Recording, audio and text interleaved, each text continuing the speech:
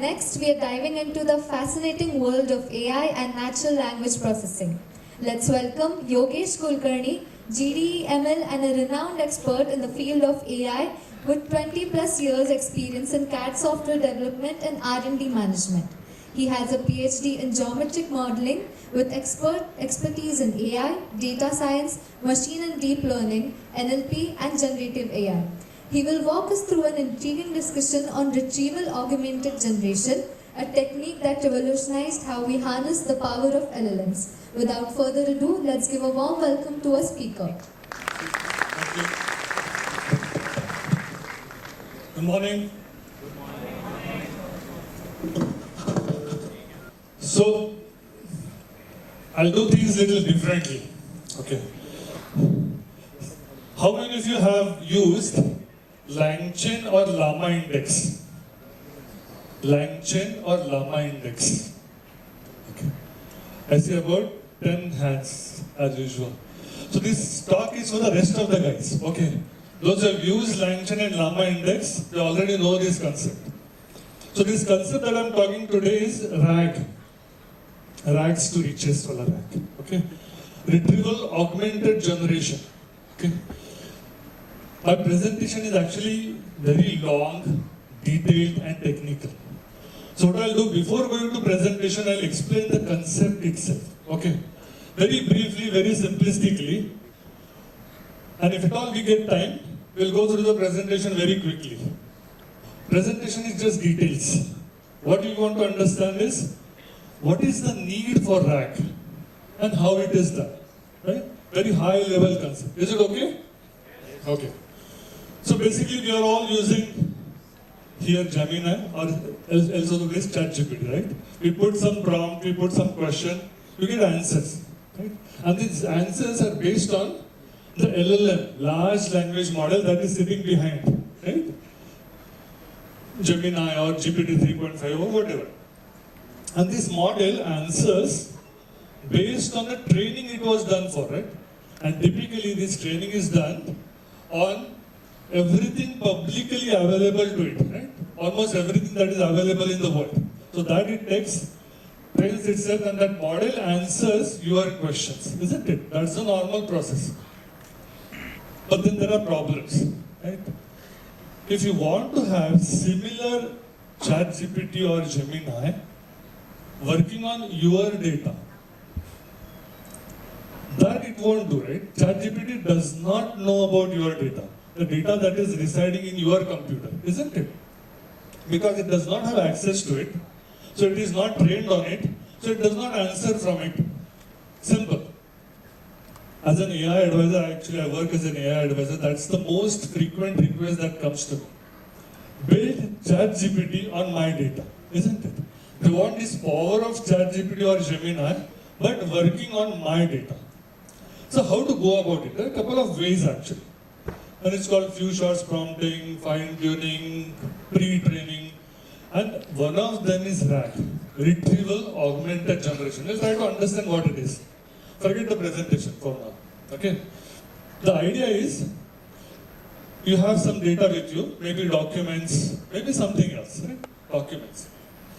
You have to store them somewhere, in some form. We'll detail the form a little later. Some form you have to store that. That process is called as indexing or ingestion, okay? You store in some database. So once that is done, whenever somebody is typing a query on this application, the RAG application, what happens? This query goes to that store and it tries to match which of the items in the store are matching to it. I'm using very loose word matching, but technically we'll see if at all time permits. Okay. So the query has come, query goes to the database, goes to all the items in the database. See which 3 or 4 match the most. So far okay? And what it does, it brings those 3-4 items in the prompt itself.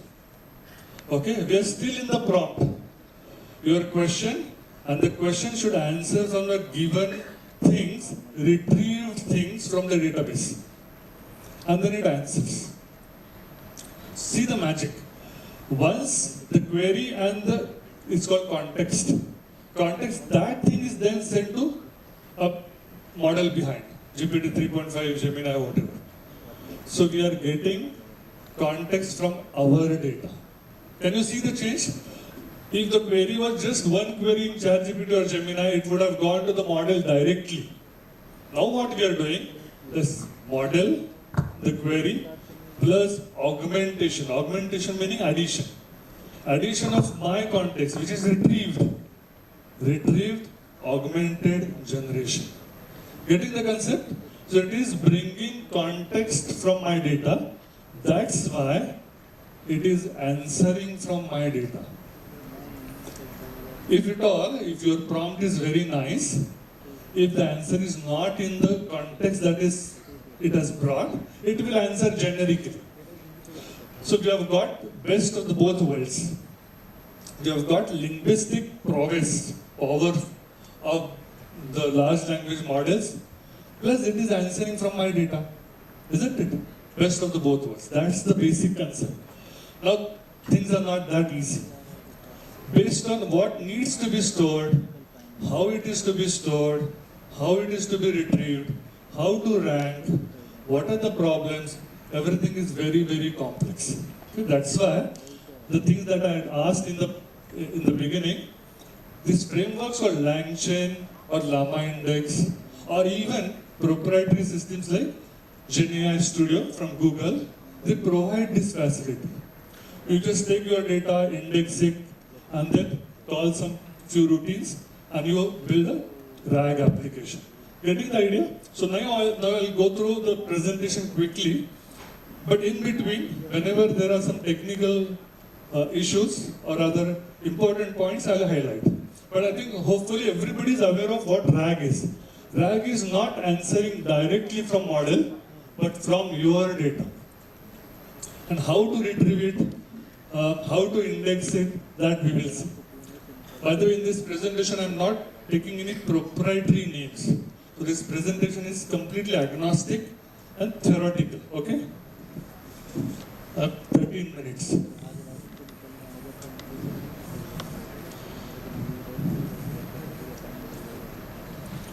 This whole area is called as domain adaptation. What is domain adaptation? Meaning, ChatGPT or Gemini is built on some generic data. But if you wish your application to talk about, say, legal questions, medical questions, pharma questions, you have to adopt these models to this vertical or your data. So this is generically called as domain adaptation. And that's where actually the money is, right? Everybody has ChatGPT access or Gemini access, right? But if you build verticalized models, verticalized apps, then of course you get money. So domain adaptation, that means actually custom LLM solutions, isn't it? Not generic LLM solutions, custom LLM solutions. And that means basically a chatbot answering from your data, isn't it? That's the whole idea. Why it is done? While using Gemini or ChatGPT, you might have faced many issues, hopefully. Some of them, of course, cost. Those who are using the free version, that's okay. But if you are using in industrialized setting, company setting, enterprise setting, it costs. After certain, whatever API calls, it starts charging you, right? So cost is an issue. The next issue is privacy. ChatGPT or Gemini is built on public data. It does not have access to your private data, but you want answers of your HR database, right? So how do you address privacy concerns? And third is reliability. Must have heard this term, hallucination. This guy is giving answers wrongly but very confidently. Right? That's what many people do, right? Some of us. So there is no reliability as such. So whenever companies are now building apps, they want all these three things. Cost under control, privacy, and as less hallucination as possible. Very reliable solution, isn't it? It should not have factual errors. If you are building a finance application, then of course you cannot make mistake. Legal application, you cannot make mistake. Medical, no chance. That's why you cannot ask such medical questions to a normal chatbots. Right? There are speed concerns, latency concerns. All these issues I'm mentioning here because they get addressed, not eliminated, addressed by track. Okay, that's the idea of this talk. So, three ways of doing this, three feasible ways of doing it. So, what I'm trying to show here, a custom LLM. We are trying to build a custom application, custom chatbot for your data, isn't it? That's the problem we are trying to solve. One very easy thing to do is few shots prompting. Have you heard few shots prompting? In the prompt itself, you give some examples of how to do it. If you want to do sentiment analysis, give some positive examples, negative examples in the prompt itself, and then ask the question, isn't it? That's few shots prompting. So now you can see there is some custom element appearing in. That's not directly prompt and getting answer, right? So this is the way you do custom LLM, few shots prompting. The next one is RAG, which we'll see. Third one is doable fine tuning, meaning there is a base model, typically open source where weights are available, and then you have your own data. So there are methods like, anybody? Which methods are used for fine tuning? LoRa or PEFT models or PEFT approaches are used to do fine tuning. So base model plus data gives you fine-tuned model, and that fine-tuned model can answer from your data, isn't it? That's the thing. Few shots is very easy, but not very powerful. You can do only this much context in the prompt, right? 2,000 words, 4,000 words, that's about it. There is a limit, prompt size limit. RAG we can do. Fine-tuning is very complex actually. You need compute, you need little bit more data, plus you have to have some expertise. So, we'll see the middle option today, okay? I'll go through fast. So, these are why RAG, these are the reasons.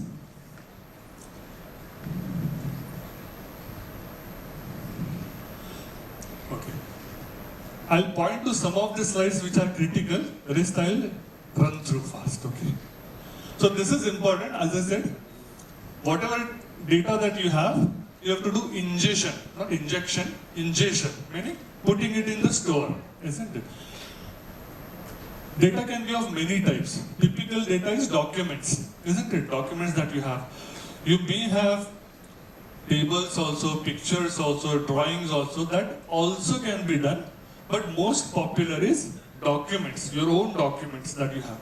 So what you do, you don't put all the text in the book directly to database, because we have to match, right, little later.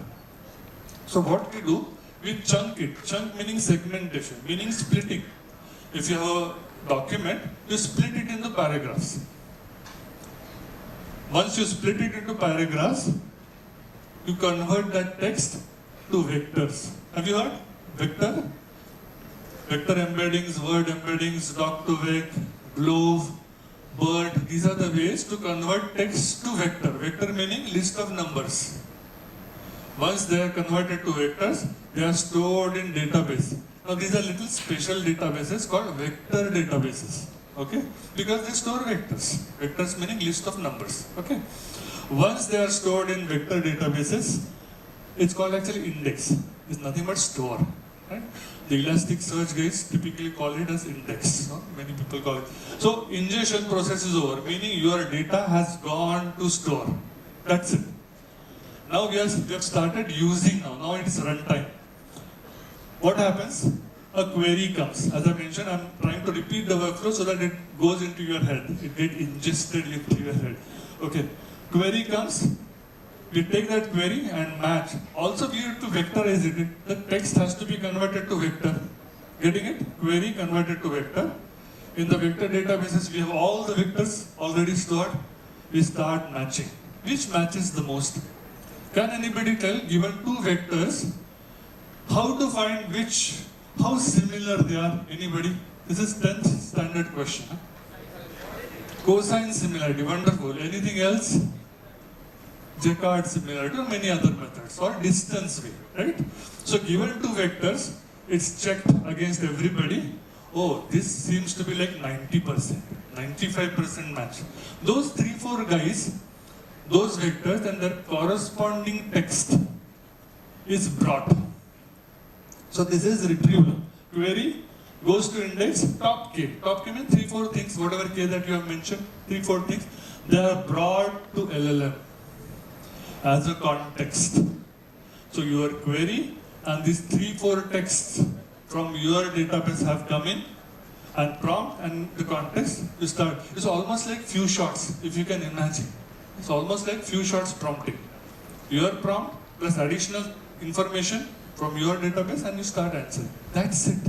Nothing else. But although it looks very simple, there are many glitches possible. So 3 phases: ingestion, retrieval and synthesis. Synthesis meaning generation. I'll fast forward this. By the way, some of the pictures that I've taken are from this guy, Abhinav Kimothi. You can search for him on LinkedIn. Wonderful PDFs that he has done, and you can download it. Wonderful information, nice pictures. Same thing, as we can see. Now I'll wait here for a second. You understand what's going on. Okay? I've put numbers also. Once you understand it, you should be able to go back home, start learning LangChain, and build an app. It's that easy. I'm not going to explain this, just understand by yourself. Alright?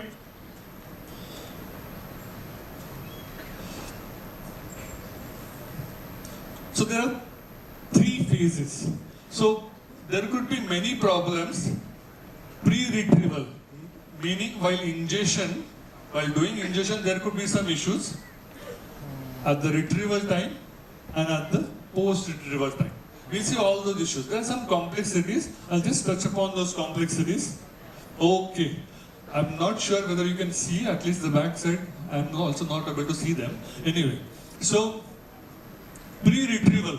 I'll just talk about while doing indexing, where can things go wrong? You have documents. How to split, that itself is a big question. In whatever 4, 5, 6 years that I've worked in this area, this is the most critical question. How to split? Do you split on the white space? Do you split on the page? Do you split on the sentence? Do you split on 2 sentences? Because that matters. When the matching is going to come little later, the answer should be within the chunk, within the split. It should not be across split. You should not put whole page, because for 10 questions it will match. You should not put word by word, because nothing will match. There is an engineering judgment, so things are not easy here. How to split itself is a big, this is called a chunk optimization. Basically splitting. And then of course, another issue that comes is, now you are splitting the document, putting it in. RAG comes, gives me answer. But some people want to know where this answer came from. Isn't it? This is called a citation. The source of the information. How do we get it? We have to do that arrangement in the indexing itself. When the document is there, while splitting, if you have done it in 4 paragraphs, that time itself you have to add the information, metadata information. That document 1, page 1, paragraph 1. So that when the vector is brought back, you give the citation. Isn't getting what I'm saying? Basically, although it looks very simplistic, there could be nuances or other technical details. So, indexing structure, do you store everything linearly? Problem. Because when a vector comes, you have to search with everybody. Right? It will take millions of lines. Whatever operations. Can we store very nicely, tree-like, graph-like, for better search? Isn't it? So there are many nuances like that. There's 1 minute left, I'll quickly run through now. So at all these blue boxes, by the way, I'm giving this presentation, I'm storing this information on my GitHub for you to use it. I'll talk about my GitHub repo also, and then you can freely use this presentation later. Okay, so at retrieval time, there are how to embed Which embedding model to use? BERT, Llama, many choices available. Which are semantic, which are non-semantic. Semantic meaning having meaning, non-meaning. Right? There are many choices there. Retrieving, many choices. Once 3-4 guys come, do we rank them? It's called re-ranking, ranking. So at different places, different efficiencies can be brought in. So this is how, when you're doing a custom chatbot, all these considerations have to be taken into account. And that's why AI advisors get paid for it, isn't it? Alright, so I'll just run through now, 34 seconds. So these are some of the things that we saw. Of course, this is a little technical, but still. So these are many places where things can go wrong, wherever I've shown red. And this is where debugging has to be done. Things don't work at the first time. So this is how you have to iterate. Alright, missing content. You start searching and nothing comes out. What do? So many things have to be thought about. Of course, you can do fine-tuning also. So there is some comparison between RAG versus fine-tuning. All right, time's up. All right,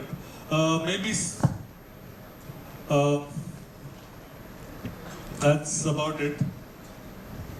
So why RAG? Not few shots, not fine-tuning, little less data, RAG. LangChain or Llama Index or Google AI Studio. You put your documents, as we saw in the earlier presentation, just put document, it does RAG only behind the scene, okay?